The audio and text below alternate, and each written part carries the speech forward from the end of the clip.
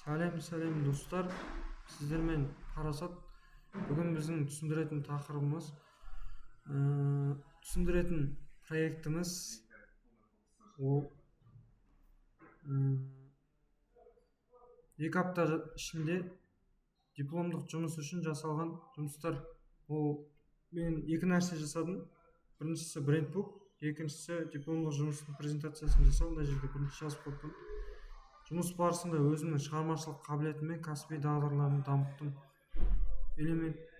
Әр элементтің заманауи стильдерін әрі түсінікті, әрі клиентке өтімді етіп жасадым.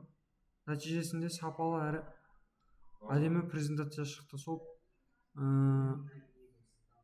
енді брендбукты көрсетіп жіберетін болсам, содержаниясы міне және де осындай кете береді.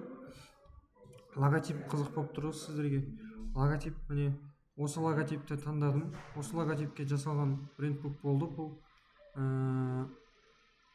черно-белый версиясы, правильное строение, және де логотипті қалай қолдануға болмайды. Принципі построения бар. Мына жерде цветтар, фирменный цветтар, фирменный шрифттарды көрсеткен. Логотипті және де қолданылуын макап арқылы да түсіндіріп кеткен болатынмын. Осындай үлкен брендбук шықты. 30 шақты беті бар. Және де мен осындай шағын ғана дипломдық проект үшін осындай презентация жасадым. Түсіндірме проект.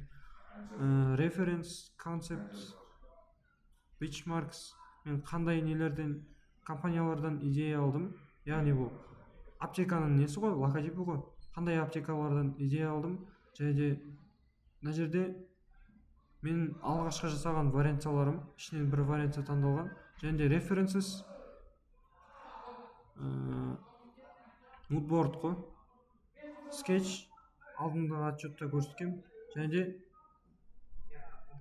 дәл сондай нелер,